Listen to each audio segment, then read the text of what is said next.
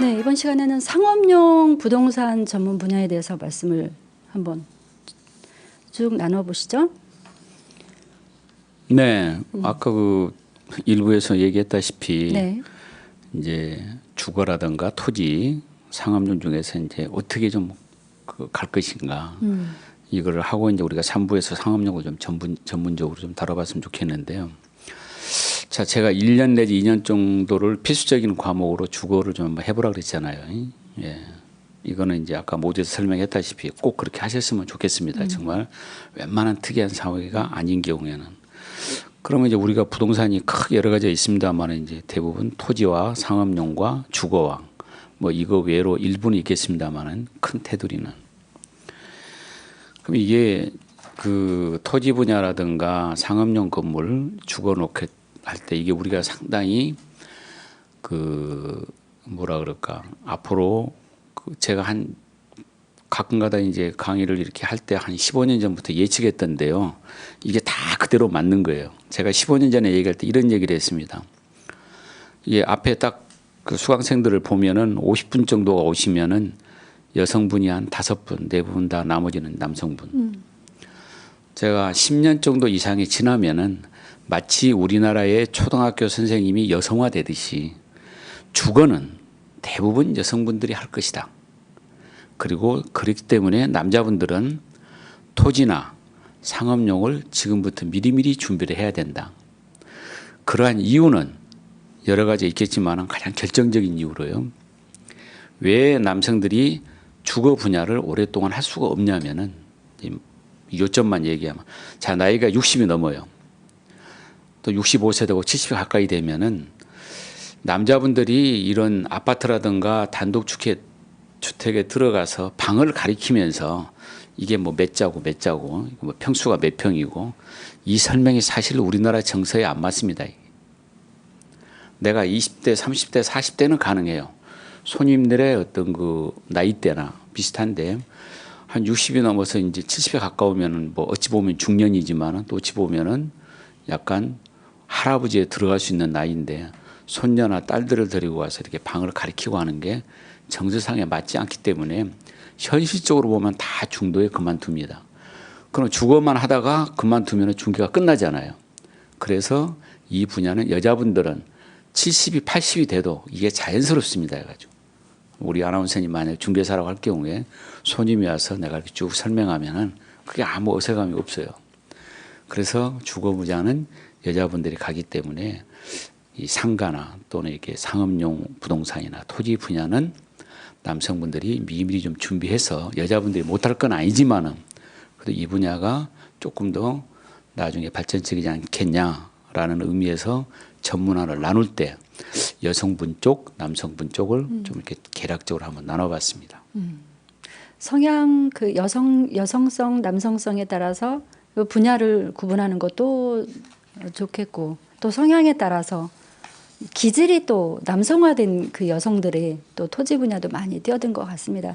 아무래도 주거 분야는 그 주로 주거 아파트나 뭐 그런 그 주택이나 그 의뢰인들을 보면은 주로 여성 고객이 많기 때문에 네, 그러다 보니 아무래도 여성을 편안하게 가정으로 안내를 하고 중개를 하기 위해서 접촉하는 것 자체가 오히려 더 부드러울 수 있어서 네, 주거 그렇습니다. 분야는 아무래도 네, 중개업자는 여성이 더 수월할 것 같다. 예, 말씀하셨. 그렇습니다. 네. 되게 대체적으로 보면은 아파트 단지, 단독 뭐 주택 그쪽 부분에는 거의 여성분들이 현재 보면 많이 그래요. 하시죠. 뭐 요즘 네. 많이가 아니라 제가 예상했던 대로 80% 이상대가 다 여성분입니다. 그리고 전에는 그 중개업자 자체가 거의 남성들이 많으셨 그죠 중개인 시절엔. 그렇지만 지금은 공인중개사가 대부분 여성분들이 굉장히 많기 때문에 그만 또 쉽게 접근할 수 있는 시장이 주택 시장인 것 같아서 그래서 많이 포진되어 있지 않았나 이런 생각도 들고 네, 네, 그렇습니다. 말씀대로 예. 흐름이 그렇게 되는 것 같습니다. 네. 그래서 토지 분야도 역시 말씀대로 남성분들이 아무래도 접근을 많이 하시고 예, 활약이 많으시죠? 그렇죠. 이게 토지를 하면 이제 아무래도 주거 문화는 어떤 세트화되어 있는 정형화되어 있는 상품들이 네. 많지만은 토지는 이게 정형화되어 있지 않기 때문에 임장 활동이 많아요. 이게 왔다 갔다 하는 경우가. 그래서 어떤 경우는 요즘은 교통이 좋습니다만은 장거리가 되는 경우는 때에 따라서는 뭐 하루 숙박을 해야 되는 경우도 있고 이런 등등이 있다 보니까 시간적인 장애, 거리적인 제한 요소, 또 정말 토지는 가서 이게 주거처럼 어디 경계선이 명확하게 잘 안 보이잖아요. 방에 들어가면 뭐 쫙 그냥 뭐 평수가 딱딱딱 정해져 있지만 땅은 손가락으로 여기에서 저기까지, 아래에서 위까지 도면을 보고 하지만은 그러면 현장에서도 이렇게 실제로 그런 좀 토지가 험한 곳은 실제로 걸어가서 보려고 하면 여러 가지 장애물들이 이래서 남성분들한테는 뭐 상당히 그 좋은 분야고 또 일하면 일할수록 또 왔다 갔다 하면서 에너지도 좀 있고 거기에 따라서 수입도 좀 창출이 되고 그래서 남성분들한테는 좀 권장하고 싶은 분야 이러고 싶습니다. 해가지고. 토지 쪽으로는 관심이 많이 없으셨나요?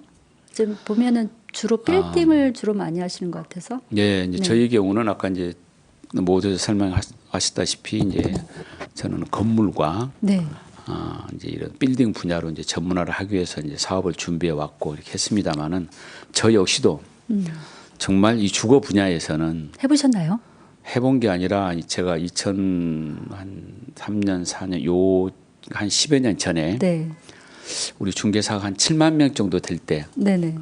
제가 뭐 비공식적으로 네. 국세청에서 조사 나와가지고 우리 박형방 대표가 대한민국에서 중개를 가장 잘한 사람으로 이렇게 지칭을 하더라고요. 아 그래요? 근데 그 상장을 주는 게 아니라 네. 이제 세금을 안 냈다고 이제 탈세했다 그래가지고 세금을 한꺼번에 부가세를 엄청나게 한번 낸 적이 있습니다. 그래서 그때 당시에 제가 이 아파트 분야에 1위, 2위, 3위를 기억하고 있습니다. 그분이 얘기가 비공식적이지만 그것도 매년마다 이게 누가 잘했다는 건 나오지도 않습니다. 자료가. 그래서 근데 그 결과를 놓고 보니까 제가 그 서초구에 있었습니다마는 제가 있는 사무실에서 바운다리 500m 안에밖에 계약을 한 게 없어요. 계약서를 1년 걸 쫙 펼쳐놓으면은. 네. 그러니까는 대한민국의 10만 제곱킬로미터라고 하는 면적에서 네. 내가 기껏 움직이는 거는 이 원으로 사이클로 해서 500m 안팎. 네. 요거 가지고 움직이는 거예요. 그래서 주거 분야를 정말 최고로 한번 잘해봤기 때문에 거기서 딱 끝나고 그때부터 지금까지 상업용으로 준비해 오고 있습니다. 그러면은 다 섬협을 하셨다는 말씀이네요. 그럼요. 지금까지 15년, 15년. 15년이 더 넘죠. 네. 20년 더 넘은 것 같아요. 참 녹록한 그 저력을 아낌없이 발산 좀 해주십시오. 네, 그러겠습니다. 토지 분야에서 특별히 하시면서 혹시 뭐 에피소드 같은 거 있으시면 잠깐 말씀 좀 해주시죠. 예, 토지 분야 같은 경우는 정말 아주 뭐 에피소드라기보다는 초창기에는 이게 그 지도라든가 모든 이런 어떤 그 우리가 내비라든가 이런 것들이 막 정확하게 좀 확정되지 않을 때 실제로 A라고 하는 땅을 가르쳐주고 계약했는데 나중에 가서 보니까 B 자리인 거예요 이게. 그 정도로 경계선이 불분명하다 이겁니다. 네. 지도상으로 보고 여기가 요거 길이 여기 있고 집이 여기 있고 맞습니다라고 했는데 실제로 나중에 다시 한번 측량을 하고 해볼 때는 다른 지역이 있는 사례. 그러나 그것이 대충 유사했기 때문에 넘어간 거지. 잘못하면 사기 아닙니까? 남은 땅. 그건 중개업자 잘못이 아니고 지적도상의 문제면 공무원이 잘못한 거 아닌가요? 아니요. 그건 중개사의 잘못입니다. 그런가요? 굳이 따진다면. 중개사는 그거 서류 이상으로. 보고 갔는데도? 아니요. 그거 이상으로 정확하게 그러니까 집어내야죠. 자리를. 그건 내야 되는데 그거는 실력 부족이라든가 아무래도 좀 게을리해서 했기 때문에 책임을 굳이 묻는다면 중개사의 책임이라고 봅니다. 유형의 어떤 눈에 도드라지는 명확한 구분이 없기 때문에 구획이 선이 그어진 것도 아니고 토지 분야는 그런 사례가 좀 종종 있을 것 같습니다. 네, 있습니다. 참 매력 있는데 저는 토지 분야는 경험해 본 바가 없어서. 네. 그래 상업용 건물 부분은 뭐 상가, 사무실, 뭐 빌딩, 그죠? 건물 이렇게 될 텐데 아무래도 빌딩 전문가이시다 보니까 상업용 건물, 빌딩 분야를 주로 말씀해 주실 것 같은데. 네.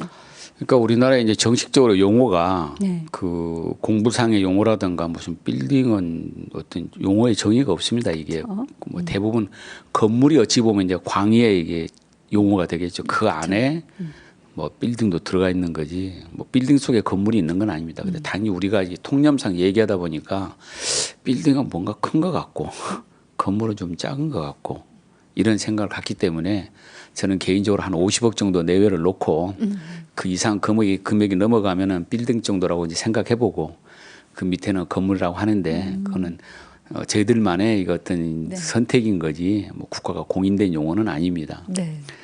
그래서 이제 건물이라고 하면 우리나라에 현재 대략 5층에서 이상, 5층 이상짜리라고 하면 우리가 가장 비근한 예로 주위에서 가장 많이 보는 게 상가 건물. 네. 뭐 1층에는 보니까 상가도 있고 뭐 2층에 뭐 식당 있고 한 4, 5층에 보면은 뭐 사람이 죽어도 하고 요런 건물이 이제 5층 정도 내외가 일반적으로 가장 많이 보입니다. 조금 높으면 7층. 그러나 이제 10층, 15층 이상 가면은 웬만한 도심권 내가 아니고는 없지 않습니까? 그래서 이런 건물의 통계가 총 몇 개나 될까라고 보면은 국토부에서 대략적으로 이렇게 그 수치를 이렇게 매겨놓은 걸 보면은 현재까지 한 대략 전국에 한 105만 개 정도 안팎.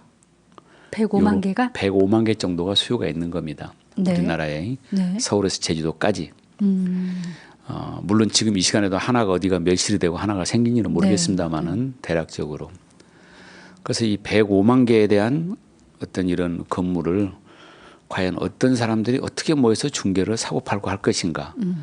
뭐 이거를 이제 제가 지금까지 준비해 왔고 또 준비하고 있고 또 이거를 가지고 나중에 정말 이 상업용 건물 분야의 전문 중개사로서 하기 위한 어떤 그 과정에 있다고 보면 되겠습니다.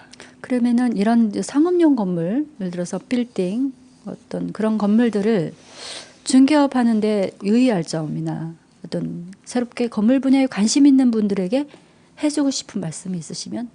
네. 우리 중개사들이 제가 이렇게 오늘 방송된 거를 얼마나 많은 사람들이 중개사가 볼지는 모르겠는데요. 정말 굉장히 그 자신을 냉철하게 판단해야 돼요. 제가 그 대답을 하기 전에 과거에 제가 20년 전에 이렇게 면접을 보면은 도널드 트럼프가 되겠다고 다 얘기를 했어요.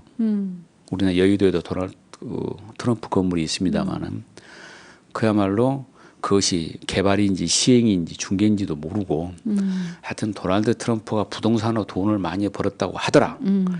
그래서 나도 그렇게 하면 되고 싶다. 근데 지금 그 양반은 대통령이 돼 있지 않습니까? 그러니까 우리는 그런 꿈을 꾸었던 세대나 이런 분들은 미국에서도 그런 경우 있기 때문에 중개하신 분들의 입장에서는 미국의 그런 분이 대통령이 됐다고 하는 건 상당히 고무적인 저는 사항이라고 봅니다. 그래서 이 뭐라 그럴까 물론 그분이 중개를 했던 건 아니죠. 대부분 개발이나 시행을 해서 가치를 높이 평가해서 처분했지만은 분명히 처분 과정에서는 중개업자가 있었을 거라고 본다 이거예요. 본인이 혼자 모래다 이고 다니면서 팔지는 않았을 거고. 그래서 건물에 이제 그 많은 파트 가운데서 이제 건물을 이렇게 해야 되는 경우는 아까처럼 이제 주거문화를 다 끝내고 기본적으로 끝내고 이제 건물이 왜 좋은가는 결론은 그래요. 물건이 크니까 수입도 많을 것이다. 그래서 이거를 내가 건물을 하겠다 하는 전제를 놓고 이제 설명이 좀 들어가야 되겠죠.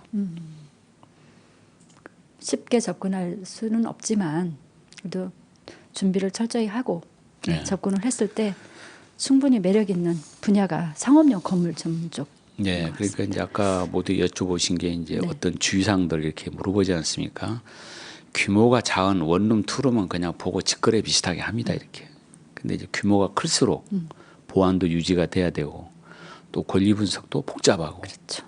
이러고 하기 때문에 많은 현장에서의 실제로 공부상에 나와 있는 거, 현장에서 보는 거, 그다음에 여러 가지 그 권리 제한 사항들이 있는 걸 분석해서 정확하게 해가지고 이거를 레포트식으로 쓰고 하면은 대략적으로 100억 정도짜리를 거래한다라고 하면은 중개사가 최소한 20장 정도는 레포트로 척척척 쓸 수 있을 정도가 돼야 돼요. 물론 한 20페이지 정도 내외에서 10페이지는 공부상에 있는 거니까 등기부 갖다 놓고 뭐 토지계 갖다 끼워 놓고 하지만은 그래도 이게 어떠한 그 구입 금액과 현재 임대 나오는 수익을 다 통과를 해가지고 은행권에 넣었을 때 부동산을 갖고 있을 때 임대에 관한 수익 또 이거를 5년 10년이 지나서 처분했을 때 투자에 대한 수익 이런 것들을 난도로 분석해서 고객한테 제공이 돼야 그걸 보고 이제 구입을 하신다든가 이러기 때문에 결과적으로는 그러한 많은 실력을 갖춰야 된다는 게 어찌 보면 주의사항 중에 제일 큰 거라고 봅니다. 그렇죠. 그 거래가 성사되기까지 브리핑 자료를 준비하기까지 굉장한 시간 투자를 해야 되고, 그렇죠? 자료 검토도 해야 되고, 타당성 검토도 해야 되고, 투자 가치가 있는지 분석을 해야 되고, 상당한 시간이 많이 요하는 것이 아무래도 또 건물이 큰 건물일수록 더 네. 준비하는 그 시간이 더 오래 필요할 것 같습니다.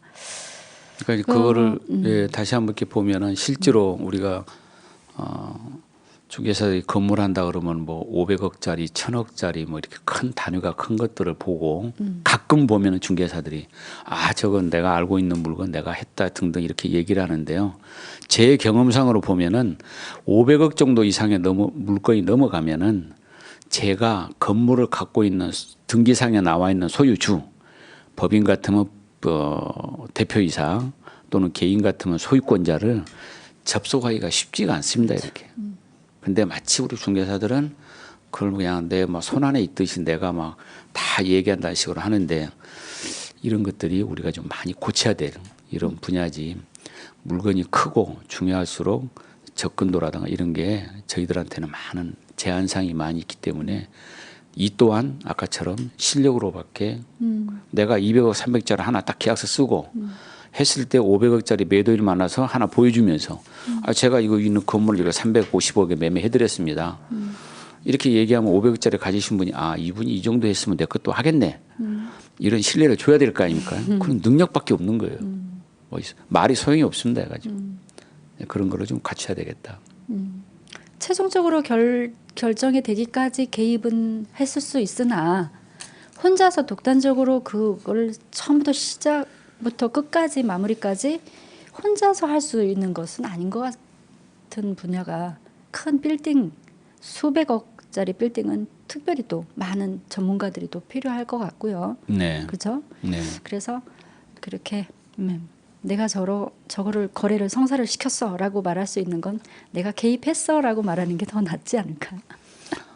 그러니까요. 그런 것들이 몸에 배이다 보면은 네.